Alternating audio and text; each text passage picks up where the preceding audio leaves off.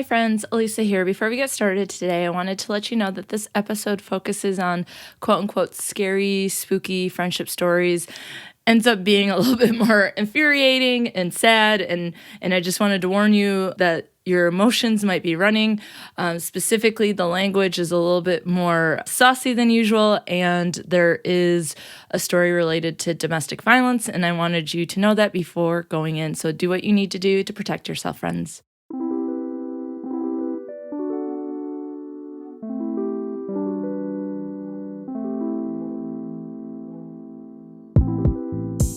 You're listening to Best Forevers, a podcast for kindred spirits, a podcast that encourages you to love more in your friends and to further consider the issues that plague friendships. I'm Alysa Lucas, and I love Halloween. I got my witchy decor up all around the house. I mean, witches got friends, they're called their coven, so I'm all about it. I love the season, and it's the time that we get spooky, whether it be the movies we watch, the decor we hang, and even thinking about the sheer amount of Halloween candy we eat before Halloween. I think there's some of you out there listening who know what I'm talking about here. How many of you will buy Halloween candy and then you will eat all of that Halloween candy before Halloween, and then you're rushing out to the store to get all kinds of quote-unquote good candy to pass out to trick-or-treaters, and all that's left is like candy corn and almond joys, and like all the kids hate you. I'm sorry, people do love candy corn and almond joy, but when I went to your house, I did not like you as a kid. But it can get pretty spooky around Halloween, and some of us are on a different point of the spectrum of spookiness. I like things spooky. I don't like things scary, right? I don't like horror films, but I like kind of creepy tales, right?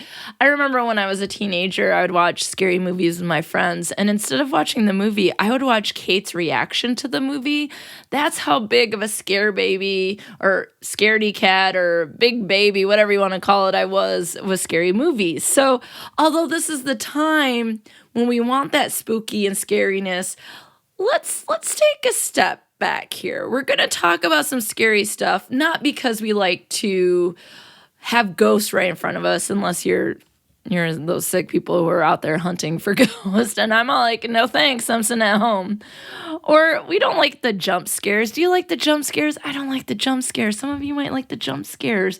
But when it comes to scary stories of friendship, I think this is something that we need to hear, and not to have the ghosts from our real life right in front of us, not to get a scare jump based on something our friend has done to us, but to remind ourselves that we do deserve to be happy, healthy, and safe in life and in friendships. And so although we don't want to get too scary, but we're going to get a little scary here, let's talk about these stories that, some of you listeners sent in to me and some that I found online. So, the internet's really scary.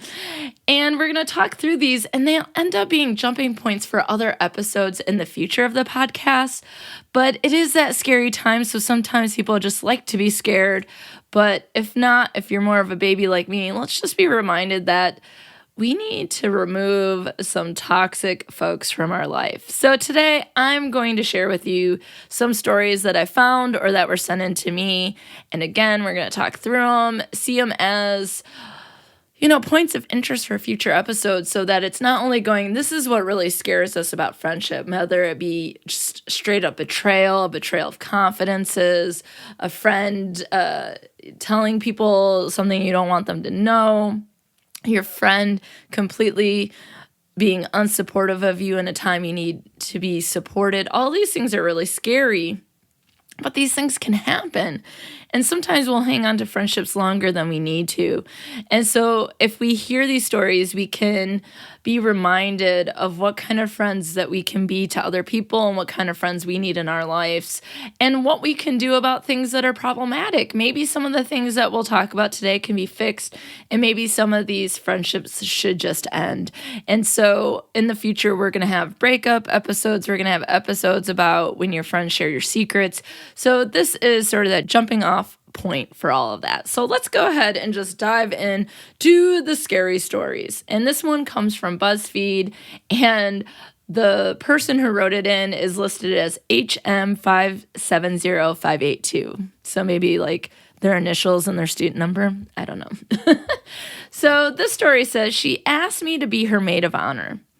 I said no and offered to support her in other ways because at this time I was 1, unemployed for 11 months, 2, on food stamps, 3, just dumped by my abusive ex, 4, too anxious to leave the house most days, and 5, severely depressed to the point where I called a suicide hotline for help and started therapy immediately.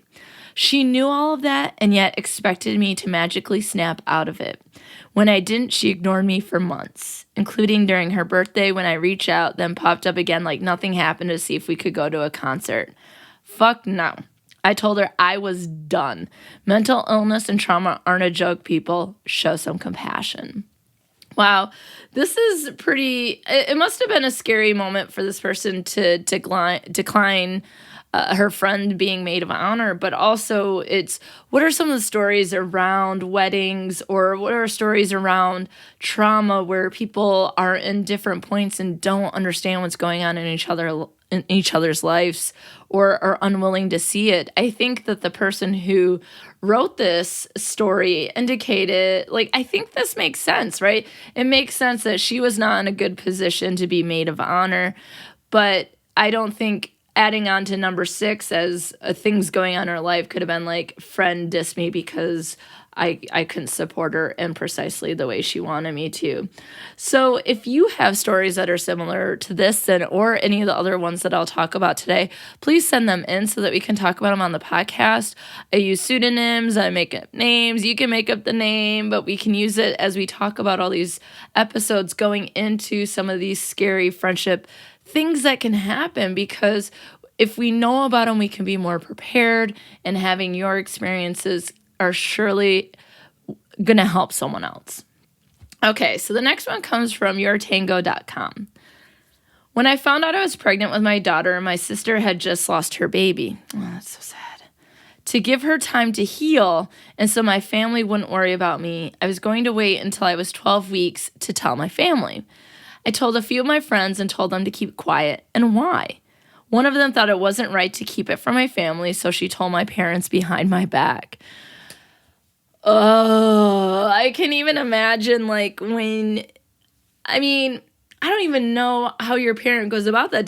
Did her parents come forward and say, like, they were upset that they didn't know? Or was it sort of like, your friend told us this, but we understand why you did it. We're just warning you about your friend.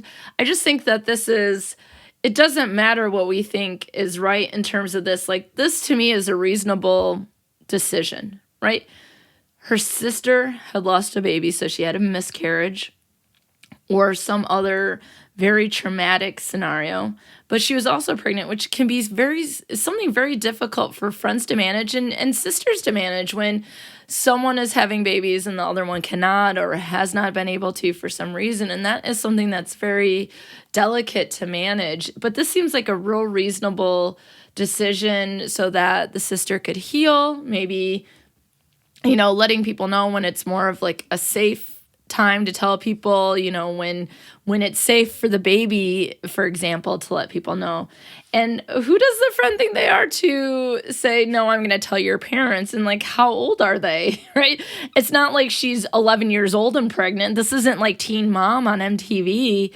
And I think that, maybe she could have told her parents, but I think then the sister would have felt like she had kept a secret from her and everyone knew except for her. And oh man, I kind of feel like the friends screw that up a little bit. And that goes back to confidences. One of the markers of friendship is that we can share things with our friends and they keep those secrets. And so, there are some things that are not reasonable in which to keep a secret about. And I think we know what most of those unreasonable things would be. Maybe covering up lies and, crimes, cheating, affairs, and that still can be delicate with affairs and things like that. But it's when you trust your friend, that can be a really scary moment, because then if this is the person that you've trusted all along and you don't feel like you can trust them, then who can you trust? So, I'm sure many of you have stories of betrayals, of confidences, and so that'll be some of the episodes coming up related to secret keeping, but then also what happens when a friend violates that confidence. All right, so this is a listener. They wrote in. They listed their name as A, and they're 21 years old, female.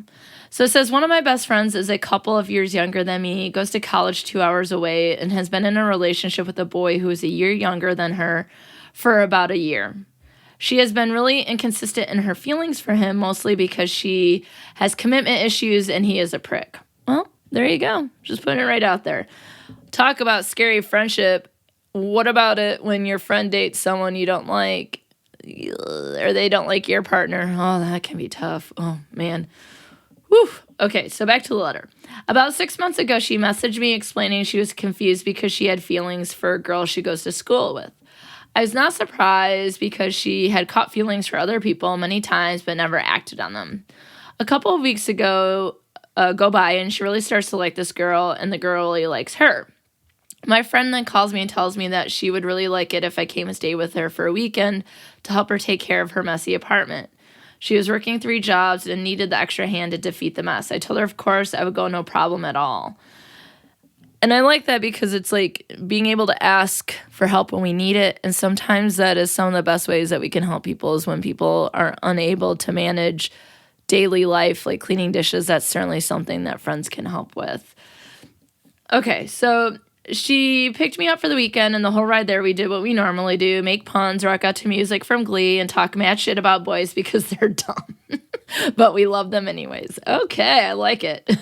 When we got about 15 minutes out, she got really quiet and kept zoning out. I figured she was worried I would judge her for the mess. When we got there, we walked upstairs and to her room where she turned to me and said, "Please don't scream.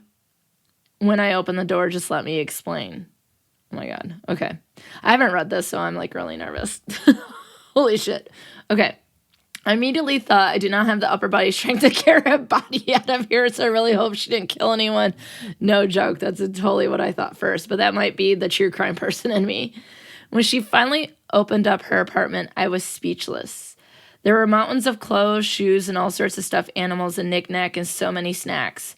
I waited for her to shut the door and explain. She finally broke down crying, saying, "Kara, the girl she liked, is a kleptomaniac." Holy shit.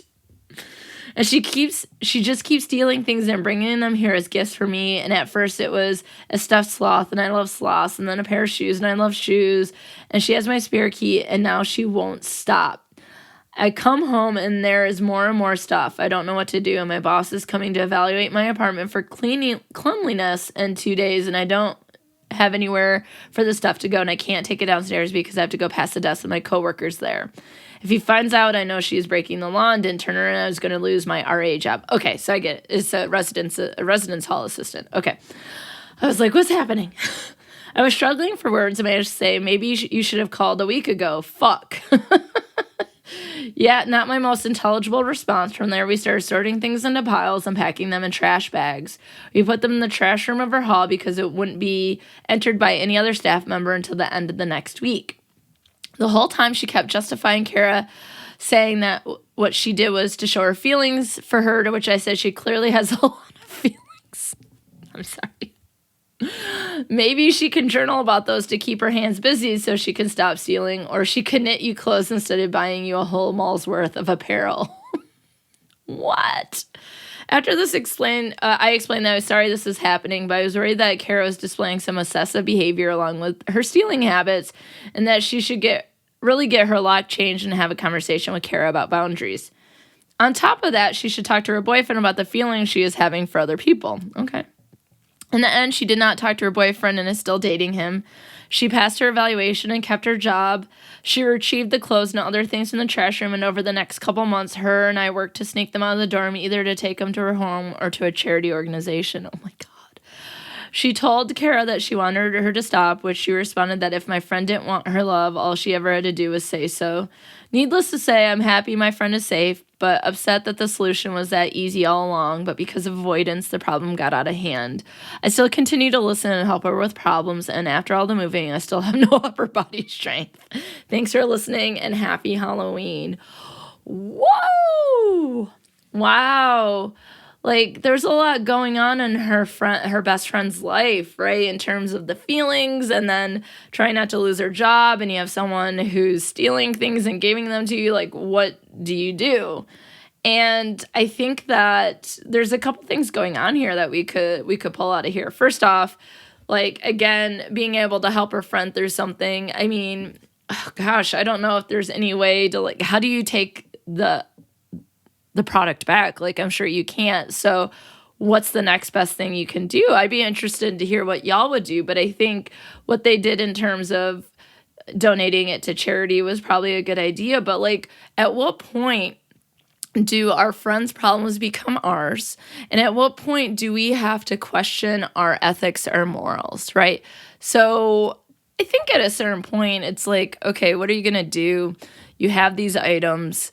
They probably can't go back. We're taking them to a charity spot. But, like, thinking about giving the advice to our friend, right? Like, this is what I think you should do with your boyfriend. I think this is what you should do with Kara. This is what you could do here. And it seems like a time in which the friend needed help. They asked for the help, which a lot of times people might not do it without their friends. But I think it does become a question of, is this something that would push the boundaries for you? Or is this something you're like, you know, dead body or not, I'm there, right? I'm going to help my friend. And I think that's one of the things that it can be difficult, is that we don't know what to do. But in this case, I think that this person is confessing a friendship story, and that it would have probably been pretty shocking. Like, who knows what was going to be on the other side of that door, and to be like, okay, let's start putting things into piles and helping them out seems like a good move. But I'd be interested, what do you think? What would you have done in that scenario? Is there anything that you think they could have done differently, right? And then also, Kara, stop stealing stuff, man. Oh my goodness. You know, gifts aren't everything. That's the other thing. It makes me go, what is her love language? What if her love language is not getting gifts, but maybe for Kara, her love language is giving gifts? And make something. As A wrote in, maybe you could start knitting. Okay, the next one is from the Revelist, which is a webpage. This is anonymous, and they're 33 years old. My friend, technically, she still is my friend, and I really bonded while I was going through a big breakup. She comforted me, consoled me, kept me company. A month after my breakup, her boyfriend also broke up with her, so we were misery companions. But then I met someone, and this happened months later. My relationship began as super exciting and casual, but I was really into him, and my friend did not approve of him at all. As my relationship evolved, I started telling her less and less information about it, because she'd always tear it down. She'd beg me to go out hunting for dudes with her, and how could I? I was already falling for someone else. As we began to drift apart, she'd reach out constantly so we could catch up, and when we did, the first thing she'd ask was, "So how's it going with your man?" And I would say, "Fine." I hated telling her details because it seemed like she'd only be happy when I was complaining about a fight or some misunderstanding that I had with my new boyfriend. I realized this girl was only a good friend when I was sad. She could never be really happy for me. And isn't that sad? Like, I mean, it's so wonderful that when we go through these down moments and we have these experiences like breakups, that we can turn to our friends and our friends can be there, and that friends who've had similar experiences, we can share in it together. But what do you do when you're trying to get out of that scenario, when you are healing and you feel ready to get back out there, or you start dating, or you get a new job, or you do these other things where you start to change and move out of that misery, and the other person isn't ready to leave the misery as well? Are there new boundaries that need to be set? Are there boundaries that are set but they don't work for both people, right? So she obviously didn't want to talk about her boyfriend, and the other person would ask her about it, but she only seemed to enjoy it when it was bad stuff. And so, one of the things might be, this is kind of a time where, it seems the scary part of it, I guess, the spooky part for friendship is this idea that friends who can't be happy for us, they can't support us in the good times. And sometimes I don't think people are ready to get themselves out of the misery. And it can be even harder to get out of misery when you see everyone around you, getting on with life in a positive and successful way. And so it might be one of those things where this friendship would probably be fine once her friend gets out of misery. And so until then, maybe they need to put a pause on their friendship. But I think that's one of the things that a lot of us fear, is that when we have exciting news or if something happens to us, will our friends be there to support us? Or will there be something that for whatever reason, it's not good timing, it's not for them, it's not the news they want to hear? Can we be 100% supportive of our friends even when we're not going through the things? We're not going through things that in a way that we want to. Like, how can we be supportive of friends? Or can we be more honest about it and say something like, I am so happy for you. I am so happy that you have a new boyfriend. I'm still a little sad. So I hope that you won't stop asking me to go get coffee, even though I might turn you down 2 out of the 3 times you ask. Or can friends be more honest like that and saying like, I am so happy for you, but I'm just in a state of sadness. So if we could go do coffee and just do a bitch sesh and then tell me all the good things and then I'll come back to you when I'm ready. Or we got to find ways in which we can meet each other somewhere. Because if not, then that can be where friendships can end. And some of those friendships should end, right? We shouldn't hold on to friendships that are past expiration date. But in some cases, we might be losing friendships. We might have lost friends that had we talked about it a little bit more explicitly or set some boundaries or just said, I'm like this, you're like this, can we figure out somewhere where we can meet in the middle? If we might be able to hang on to some friendships that really do mean something to us, even though we're going through changes. I think that's one of the scariest things in friendship is how we manage change. All right, so the next 2 come from Huffington Post. And know that any of those that aren't from listeners or that sort of thing, all of the web pages I got them from are in the show notes. So, because they all had like 18 stories of this, 7 stories of this, and I just picked some of the ones that I thought were something that we might relate to or things that we might want to talk about or things that we might see as scary in friendship. So this one comes from someone who is from Missouri, and they're 57 years old. I can relate to the pain of losing a girlfriend. As a child, my friends and I would drift apart, but often that was a result of family moves or institutionally motivated separations into different classes or schools. Wasn't that the worst when you lose friends because you went to different middle schools or you had different teachers? Don't they know that they're changing your life by putting you in a different classroom? I'm sure for some teachers they're like, split up the friends. You can meet at recess. The coven can meet at recess. Soon new friends were on the horizon, and those friends from the past became pleasant memories. And I really like that statement because it reminds me of Bill Rollins, who was on my 1-year Podiversary episode, Friendship Matters, talking about his life's work on friendship. And one of the things is that we have commemorative friendships where we think fondly of friends, even though they might have passed away or we just might not be friends anymore. And sometimes people outgrow our life. That doesn't mean that we don't like them or don't think of them fondly. And I like that. Pleasant memories. We have plenty of friends that are pleasant memories. But a number of years ago, I began to socialize with a woman I met at work. We both were starting careers at the same university. We usually met each other after work to run together in the neighborhood park, and we shared our frustrations about our work, our goals, and our hopes as we ran. She introduced me to ice hockey games. I invited her to concerts.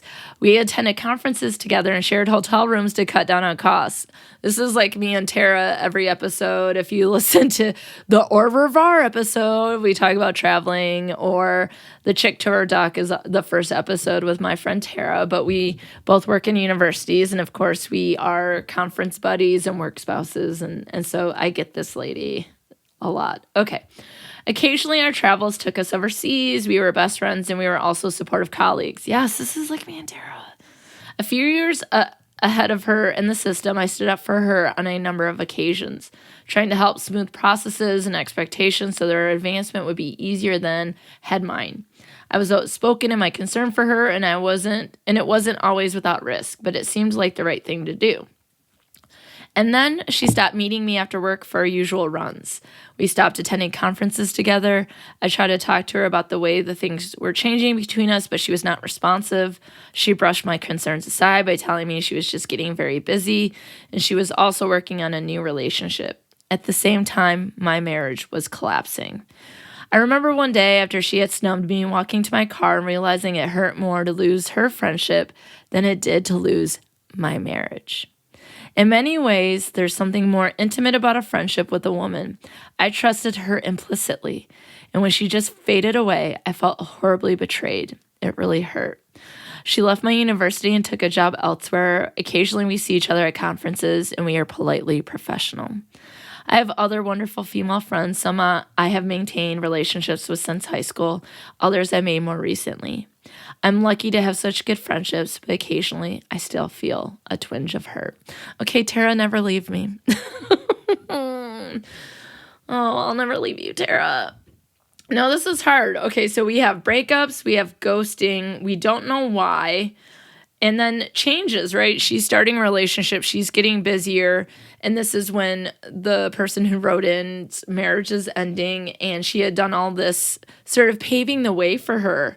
And so in some ways it feels like, from what I've gathered here, is that for the person writing in, it's like she's paved the way for a lot of things that the person was doing in life, and then now that she's doing it, has no time for the person who paved the way, who supported her, stuck up for her.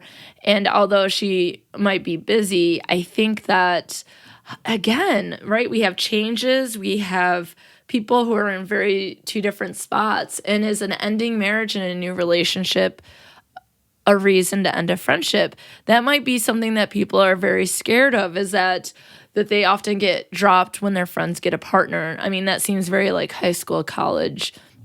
But what happens when people get married and they start having kids, or then there's divorces or other things that are happening in life? What happens to our friends, right? Because that becomes the focus, the partner or the kids or the home or other things going on. But a lot of the times, to be able to manage all those things going on, we need our friends. So how do we manage transitions and changes and being at two different stages? Again, I'll pose the question, is this a friendship that needed to end? Maybe so. Maybe it didn't.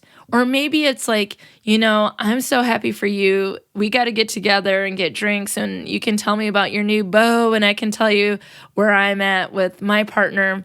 But then maybe the other time is seeking out people who might have similar experience.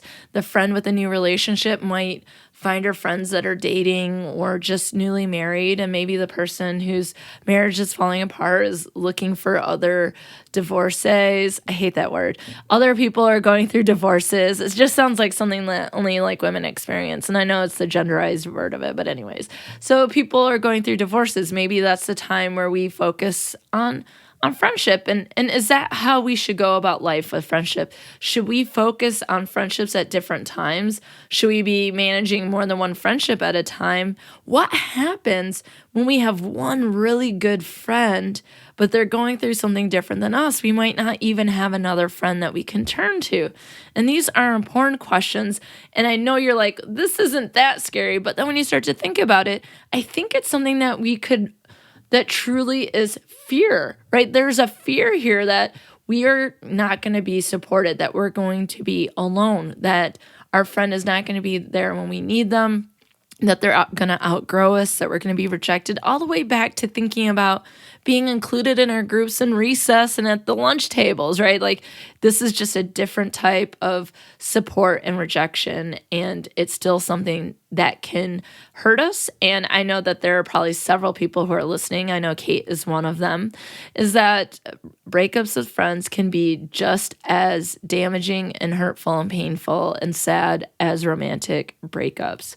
So if you have any friendship breakup stories, please feel free to write in. I'll also have a link so that you can do so anonymously. You don't have to send me an email. If you're so willing to trust me with your stories so that I can talk about it on the podcast, I think we need to do a several-part, series of episodes on breakups, because I think they're that important to us. We want to know how to manage them. We want to try to figure out what happened. We just want to be able to heal, much like with any other breakup. So this next one is from a woman who's 34 years old from the Midwest, and this is also from the Huffington Post. Approximately 2 years ago, a friend I had for about 15 plus years decided to no longer be friends with me. Oh my God. Okay, I came in here being like, these are scary stories. Now I'm just like sad and depressed. Oh my goodness. Where's the Halloween candy? I need to eat chocolate. I ate all my Milky Ways, and now I'm going to have to go out to the store and get Almond Joys for the kids. God damn it. Okay, here we go. I wouldn't say she was my best friend, but we had definitely been there for one another's major life events, good and bad. She went through a horrible storm in her hometown. Oh no. So I suggested she move to the city I was in because the college transfer process would be seamless. I helped find and secure an apartment for her, set up work contacts, introduced her to my friends, and generally set her up in my network that I had established in the city. The way the end of this relationship happened was that she wrote me a letter stating that I had my friends and she had her friends, and they were to no longer mix. Why not? Okay. At the time, I was confused as why she was asking this, but acquiesced because I didn't think it was that serious and didn't want any confrontation. A month later, I decided I was not okay with her friend's separation request and asked to meet for dinner. I was open and honest with why I thought the division of friends was an odd request and was not pleased with being put in that position. She then told me she could no longer be my friend. I asked why, and she said she couldn't give me a reason. I think I was in shock at the time and didn't fully realize the change that would be occurring. During the months that followed, I no longer talked to her on the phone or texted or saw her in person. She requested that if she were invited to an event that I not be invited as well. But you're not the one doing the inviting. This was especially hard since some of the people she would spend time with were people I had introduced her to. She's a friend poacher. We talked about this. Ugh. I'm still rather angry, sad, confused, and annoyed with the whole situation, but I'm trying to surround myself with people that are supportive and positive. Good for you. I never got a reason or closure, and I still have no idea what I would say if I would be in the same room with her. Wow, this is tough. Okay, so I realize we're getting one side of the story. It's coming into, online. But if we take what this writer has said, that she basically helped her friend move after a horrible storm and got her set up to be successful, to sort of move on with life, and probably went further than maybe what a lot of friends would do. Some friends might be like, hey, you should do this. And then they'd be like, oh my God, that's a great idea. And then you're like, let me know when you need to move. And they help them move. Or maybe they're like, hey, I know of a job somewhere. Let me put you in touch with this person. But it sounds like she did many serious things, huge things for her friend, including setting her up in her network, but then wanted to split the network, which that doesn't make sense. Why would anyone say well, these should be your friends and these are going to be my friends when they were the writer's friends to begin with? It was her network. So I don't understand why anyone would be able to request something like that. I request you separate from this person you've been friends with 10 years because I want to be friends with them. It seems like maybe something she had done or said something with these friends and didn't want that person there anymore. Or maybe she felt like she was doing, I can't even, it doesn't even make sense. I cannot even fathom. This is a very strange request. And so if this is a request that you've made of someone, let's talk about what those reasons might be, right? Sometimes when there's a breakup, so you've dated someone and you have friends, you might talk about how you're going to manage those friendships. That makes sense. Let's say you're roommates and, you've split up and took people's sides and things like that, or who knows, and maybe there's some falling out, and so you have to talk about how you're going to manage these friendships. But it doesn't seem like anything happened other than she just didn't want them to have the same friends anymore, and then when she asked her about it, she just didn't want to be friends anymore. So I would say, what kind of request are you making of your friends? Because I imagine whoever this is about, they probably in their head have a reasonable explanation, at least to them, why they made this request. We don't have that information, but it does seem like an odd request. Why not say, I'm having a hard time managing all these new relationships. I really appreciate it. So I don't want you to feel bad if I go out with people, or I hope you don't think I feel bad if you go out with people without me. Maybe have that conversation. But I imagine on her end, there is a reasonable request, but usually we don't tell people to stop being friends with someone if there's no reason to do it. I am also rather angry, sad, confused, and annoyed by this whole situation. 34-year-old Midwesterner, but I can imagine the complete shock and awe of this because you didn't see it coming. It doesn't make sense. You don't have a reason. And then they just stop being your friend altogether. And I think that's the hard thing with friendships. I think that's the hard thing with breakups, whether they're romantic or friendship, is just not having any closure. Like a lot of times, if we have a reason for something, even if we think it's stupid, right? We can be like, well, that was dumb. Well, we probably shouldn't be friends anyway, and it might hurt and that sort of thing, but you might be able to move on. But how do you move on from this, right? How do you move on from when you're not sure if you've done something wrong?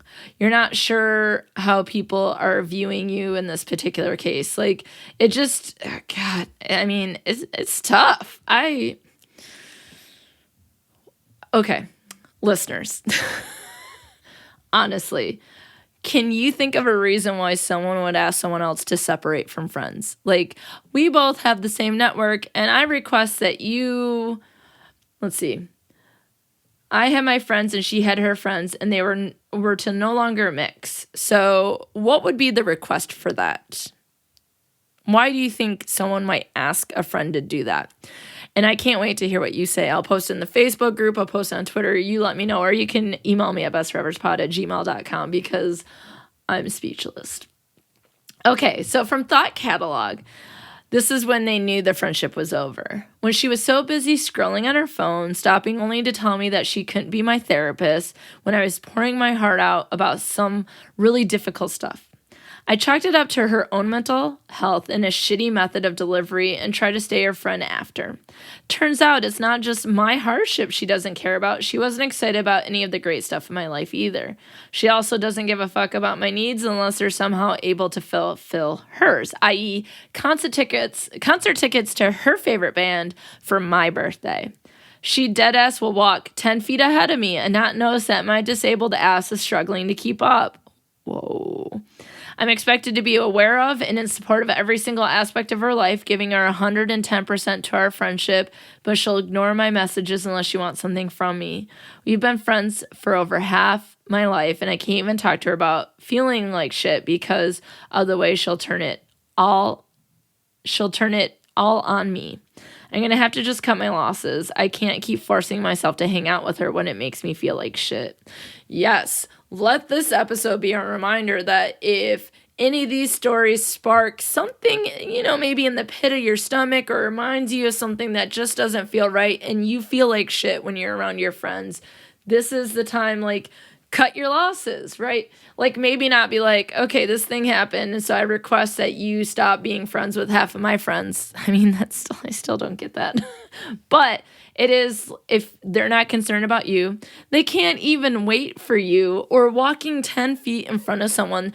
That, to me, this reeks sort of narcissism, superiority, entitlement, and just thinking that it should be all about her. And friendship is one of those true friendships that is built out of equality and peer-based relationships. That doesn't mean we can't be friends with our older siblings or with our partner or this, that, the other thing. What it's saying is that this is the relationship where generally 100% of people entering that relationship expect for it to be equitable. And so when it's not, and you're giving too much and you're getting nothing back or even being hurt worse, that is time to find the exit.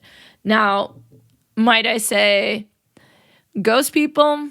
Maybe not. Check out Halloween episode from last year called Haunted. That closure is something that we could all really enjoy, that we all might appreciate.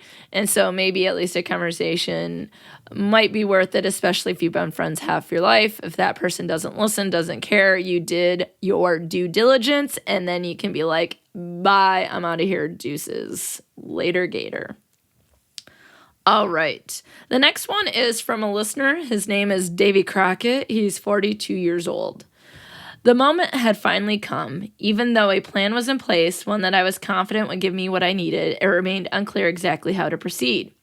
I sat there petrified, unsure of what to do. After months of radio silence, I had received a text message from my closest friend. The fear welled up. It was time to tell him that our friendship, as we knew it, was over. Oh, so coming from the point of view of having to break up with someone, this is scary stuff. It is. We grew close over the years, called each other brother, a sibling I never had, but desperately coveted. He and I had not spoken for over 2.5 months. Not uncommon for us. And that can happen, right? We have friends where we can go amount of times without, interacting, and it's fine. But we also did not text each other in that time period, which was unusual. He did not know it, but I was avoiding him. Once I learned he had abused his wife for years, holy shit, I cannot bring myself to call him a friend any longer. Wow. I was about to tell him as much, and that until he acknowledged to the people he had hurt the ways in which he had hurt them and begun to make amends to those people, we would have no further contact. Instead of responding via text message, I called him on the phone. To my simultaneous relief and apprehension, he answered. I clearly articulated my boundaries, no more contact with him until he started making amends, and he began to speak loudly over me. Once I stated my expectations, I hung up while he was still speaking. I couldn't stop shaking. He called me back. He sent me text messages to no avail. Eventually, I told him that because he had not respected my boundaries, I was blocking his phone number. I also blocked him on social media. It gave me no pleasure. I preferred that he would recognize the harm he had caused. He fervently denied abusing her. I never bought what he was selling. Knowing him as I did, it was easy to believe that he had physically and emotionally abused her. Oh, shit. Oh, God. It was my hope that he would apologize to her, do the hard work to repair the relationship. I had hoped he would mend the fractured relationships with friends and families who were just learning of this treachery. I had hoped that he would heal, help others to heal, and we would recover and grow together. I had hoped. Part of me is still hoping. Wow. Okay, see, there's scary shit going out on out there. I mean, horrible to hear that his wife's the wife I know from some details is also this person's friend. And so I think it's horrible to learn that one of your friends has been abused by one of your best friends. And I think what this letter shows from my listener is that we cannot stand by people when they are abusing and hurting and racist, sexist, homophobic, and doing all these horrible things to other people. We should not stand by. And that setting boundaries is a clear way to communicate what you're going to do and what they should or shouldn't do. And if they violate it, then, this is what's going to happen. And he did exactly that. The one thing is, though, it sounds like the person who probably needs the most healing is his wife. I don't know if there's kids, but is the wife. I don't know her name. And then the friend, right? Because that's got to be really hard because we stand by our friends through thick and thin, the good and the bad. But at what point does bad become, as you said, treachery? At what point does bad become indefensible? When does bad become, I cannot be your friend? And those are scary decisions that people make every single day. And those are brave decisions that people make every single day. And I think based on what we've seen here and with talking from Brooke at Central Michigan University about domestic violence, she was on an episode to talk about that for a domestic violence month last year, about what we can do when our friends are in abusive relationships. In this case, it would have been in the case that he is friends with the wife, but also with the person here. It sounds like he needs to figure it out. He's going to need to do the healing. He's going to have to do the work. And if no one reaches out to him or accepts his apology, well, that's too damn bad. My God, this is rough, right? But again, I think what could be really interesting to talk about in the sense of things that we don't hear about enough, and what this letter says to me is that when we have to make a decision to take a stand against our friend, and saying, I will not be your friend unless you do these things or you do these things. And it's not an ultimatum when you're dealing with abuse and other really, really abhorrent behavior. And I think this is, what kind of decisions have you had to make? And I'm sure these are decisions that keep you up at night, make you sick to your stomach, that you go back and forth on, because this is someone who's been your friend, who you've known, and trying to balance what you know of your friend with information about the bad behavior that they participated in. And what do we do? What does that do to our friendship? Because when someone behaves badly or in a abhorrent way, it impacts everyone around them, especially the person, for example, they're abusing. And so what do we do with friends whose decisions are impacting everyone around them in a negative way? These are stands people take that are hard to do. How do we go about doing that? Well, stay tuned. I'm going to do an episode. Oh my gosh. I sure hope everyone in this scenario is okay. And I will list any hotlines and information for domestic violence and other related abuse and things like that. So if anyone you're feeling like there's someone you need to talk to someone, or you want more information, you can just click on that in the show notes and gather that information. All right, the last one comes from Stylist in the UK, and the person who wrote in's name is listed as Mockingbird Soul. And they recall, quote, "On New Year's Eve in 2015, my partner and I found out we had suffered a second miscarriage.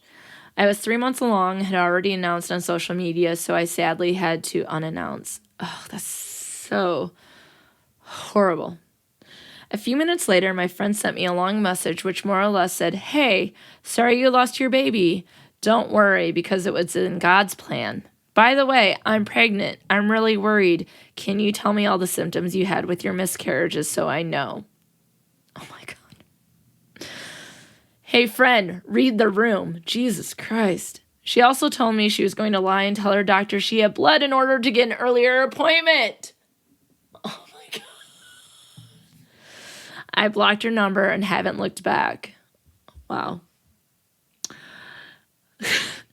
Again, here I'm like, here's some scary friendship stories, but this has been nothing but sadness and sadness knowing that people experience these things, sadness because people have been hurt, sadness because people haven't been able to heal or have had difficulty with healing. And it makes me sad because friendship matters. Our friends matter. Our friends are significant portions of our life. And when we continue to ignore it, what we're doing is ignoring things like this, all of these 9 stories that I just shared from listeners or from people online that might be like, oh my God, that's crazy. Or, oh my goodness, how did you deal with that? But we're not actively talking about these things. Like, we need to talk about what we do when friends break up. We need to talk about when you have to take a stand against your friend. We have to talk about when your friend has provided you the worst possible support that they could ever provide. When a friend can't read the gosh darn room, and this is not the time to A, say that you're pregnant, and then B, go, I think I'm going to catch your miscarriage. And 3, I don't even know if I'm numbering things correctly because I don't remember all the numbers. I think one of the concerns of difficulties, things that are delicate for people to manage, is pregnancy and fertility. That's got to be absolutely just a struggle. What do you do when you find out you're pregnant and your friend has been trying for years? What do you do when you find out your friend's had a 6th miscarriage? What do you do when you have a friend who provides support like this? This is why I do what I do. Here we are, episode 99. Friendship can be scary, and the scariest thing is that we don't do enough about it. So thank you to everyone who listens to my podcast. Thank you to everyone who supports the podcast and supports friendship, and not just celebrating friendship, but truly, really reflecting and thinking about how we can be better friends and how we can have better friendship. And it looks like I need to get busy because there's probably more. There are 9 stories, but I think there's more than 9 topics of episodes that I need to start putting together. And I sure hope that you will be here to be a part of that. If you have a story, please share. If you trust me, know that it'll be anonymous. And know that the purpose is to help other people, to learn from it, give advice. You can ask questions, whatever you like to do. And I hope you'll be there when the episodes release and you listen. So if you'd like to send me anything, check out Best Forevers Pod on Twitter, Instagram, and Facebook. My personal Twitter is Dr. Alysa Lucas. You can message me at any of those. You can email me at bestforeverspod@gmail.com. And I do have survey links that I post on my social media platforms, and especially in my closed Facebook group. All you have to do is join. It's Best Forevers Pod. I'll put the link in show notes. You just have to answer a couple of questions, how you heard about it. You can say it from you, dummy. And then your favorite media example of friendship. And then you'll join in a group that shares stories, memes, experiences, all sorts of good stuff. And I will also be sharing links to surveys. And basically, it's not a survey so much as it is a space for you to write in a anonymous way. So I hope you will continue to support me on this journey to love on our friends more, especially when the friendship goes bad. Oh, I'm exhausted. I need all the candy. I think I would actually eat an entire bag of Almond Joy candy bars right now. That's how stressed and upset I am by reading and hearing and thinking about these stories. Oh my goodness. Feel free to tweet me and say, calm down. Here's an Almond Joy. So until next time, friends, think about the things that can damage our friendships and what we can do to be better friends. Because without our friends, who would we be? And I gotta be real honest, without some of these friends we talked about today, I'm sure these people are fine.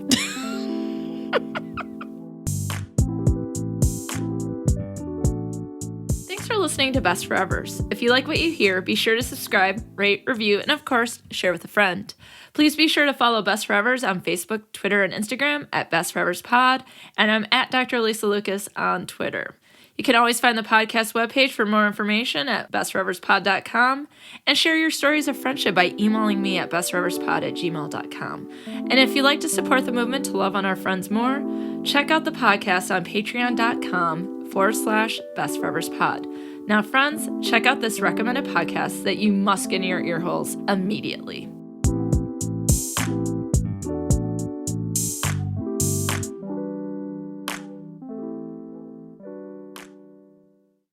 Hi, I'm Kelsey. And I'm Alexa. And have you always been curious if Winona Ryder is actually crazy? Are you dying to learn how to stay out of a cult? Then you should definitely check out the Psyched podcast. The podcast where two psychotherapists analyze real and fictional figures from pop culture and tell you all about the obscure psychological phenomenon that your Psych 101 class didn't have time to tell you about. So grab your cocktail and head over to thepsychedpodcast.com and check us out. And don't forget to go to therapy and get your shit together.